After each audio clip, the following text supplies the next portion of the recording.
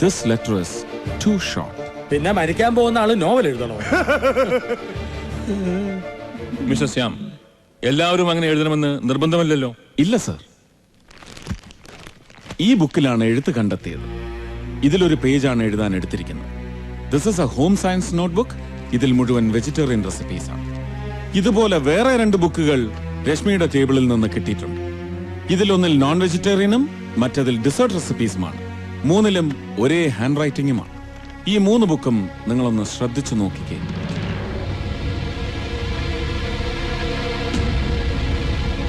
ഇതിൽ എന്തെങ്കിലും ഒരു പ്രത്യേകത നിങ്ങൾക്ക് കാണാൻ സാധിക്കുന്നു ഉണ്ടോ?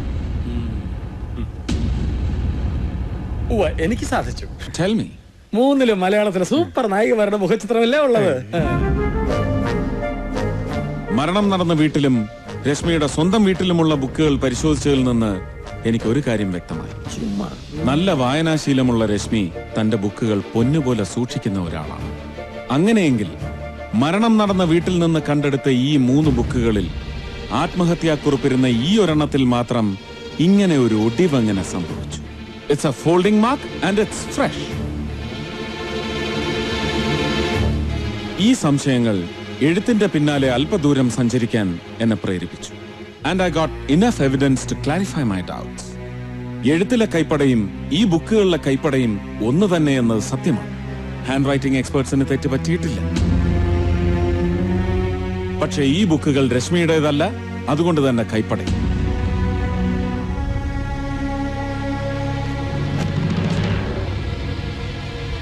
എന്താ അസംബന്ധമായി പറയുന്നത്? ഇത് രശ്മി മരിച്ചു കിടന്ന മുറിയിൽ നിന്ന് കിട്ടിയ പുസ്തകങ്ങളാ? ആണ്, അല്ലെന്ന് ഞാൻ പറഞ്ഞില്ലല്ലോ സർ. ഡിഗ്രി ഫൈനൽ ഇയറിന് പഠിച്ചുകൊണ്ടിരിക്കുമ്പോഴാണ് രശ്മിയുടെ വിവാഹം. അവര് ഹോം സയൻസിന് പഠിക്കാനേ പോയിട്ടില്ല. സാധാരണ ഹോം സയൻസിന് പഠിക്കാൻ സാധിക്കാത്ത പെൺകുട്ടികൾ ചെയ്യുന്ന ഒരു കാര്യമുണ്ട്. അത് പഠിച്ചിട്ടുള്ളവരുടെ നോട്ട് വാങ്ങി എഴുതിയെടുക്കുക.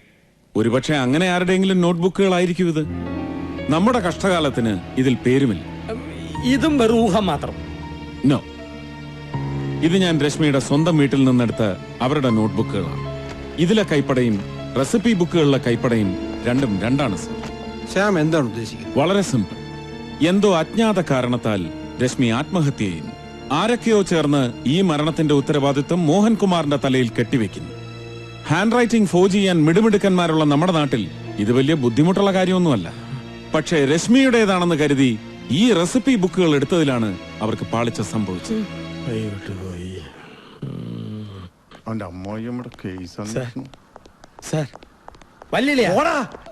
എനിക്കിത് വരണം. വെറുതെ വന്ന് നാണം കിട്ട്.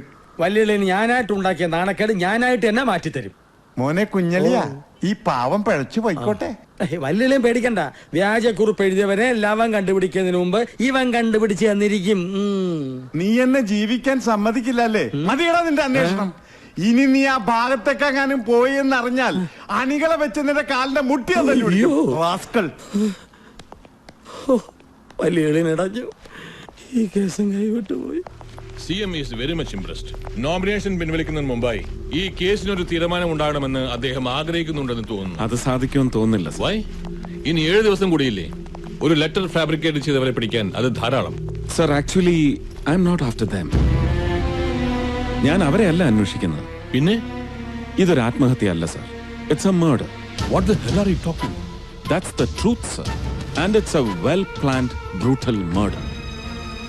അതിബുദ്ധിമാനായ ഒരു കൊലയാളിയുടെ കരവിരുത്. But don't worry sir, trust me. Just trust me.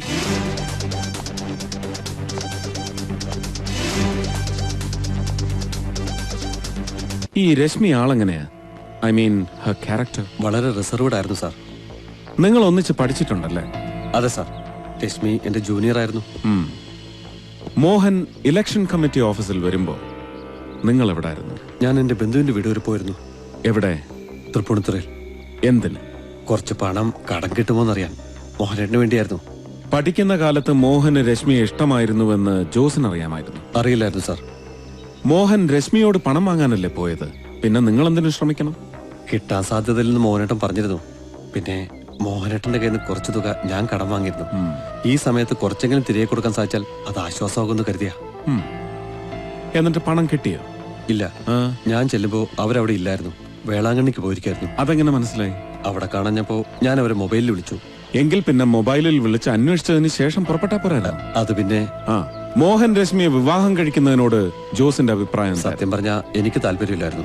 കാരണം ഒന്നാമതായി രശ്മിയുടെ ക്യാരക്ടർ ഒരു രാഷ്ട്രീയക്കാരന്റെ ഭാര്യയ്ക്ക് ചേർന്നതല്ല. അതിലുപരി രശ്മിയുടെ അച്ഛൻ പ്രഭാകരൻ തമ്പിക്ക് എന്താ കുഴപ്പം? അയാളൊരു സ്വാർത്ഥന സാറേ, കണ്ണി ചോരയില്ലാത്ത മനുഷ്യൻ. പലിശയ്ക്ക് വേണ്ടി എത്ര പാവങ്ങളെ അയാൾ ദ്രോഹിച്ചിരിക്കുന്നറിയാമോ? Okay Jose, thank you. Welcome. And all the best, Mr. Jose, for the by-election. Thank you sir. Impossible, it's impossible. Sir വിളിച്ചു പറഞ്ഞുകൊണ്ട് I cross checked every chances and possibilities. ഇതൊരു ആത്മഹത്യയാണെന്ന് എനിക്ക് നല്ല ഉറപ്പുണ്ട്. I'll explain, sir. സർ, എലിവിഷത്തിൽ അടങ്ങിയിരിക്കുന്ന zinc phosphide എന്ന രാസവസ്തുവാണ് അതിലെ poisoning factor. 5 gram zinc phosphide മതി ഒരാൾ മരിക്കാൻ. പക്ഷെ അങ്ങനെയുള്ള കേസുകളിൽ മരണം നടക്കുന്നത് 10-12 മണിക്കൂറുകൾക്ക് ശേഷമായി. ഡോസേജ് കൂടുന്നതനുസരിച്ച് മരണ വേഗതയും കൂടും. രശ്മിയുടെ കാര്യത്തിൽ മരണം ഏതാണ്ട് ഉടനെ സംഭവിച്ചിരിക്കുന്നു. അങ്ങനെയെങ്കിൽ രശ്മിയുടെ ബോഡിയിൽ 5 ഗ്രാമിൽ കൂടുതൽ സിങ്ക് ഫോസ്ഫൈഡ് ചെന്നിട്ടുണ്ട്. Yes, it is there. Forensic റിപ്പോർട്ടിൽ പറയുന്നത് രശ്മിയുടെ ഉള്ളിൽ ഉദ്ദേശം 10 ഗ്രാം സിങ്ക് ഫോസ്ഫൈഡ് ചെന്നിട്ടുണ്ടെന്നാണ്. ഫോറൻസിക് റിപ്പോർട്ടിൽ മറ്റൊരു കാര്യം കൂടി പറയുന്നുണ്ട്. രശ്മിയുടെ ബോഡിയിലുണ്ടായിരുന്ന എലിവിഷത്തിന്റെ അളവ് 20 ഗ്രാംസ്. സർ, ഇനി ഞാൻ പറയുന്നത് ശ്രദ്ധിച്ചു കേൾക്കണം. ആസ് പെർ ഗവൺമെന്റ് റൂൾസ് എലിവിഷത്തിൽ 2% സിങ്ക് ഫോസ്ഫൈഡ് യൂസ് ചെയ്യാൻ പാടുള്ളൂ.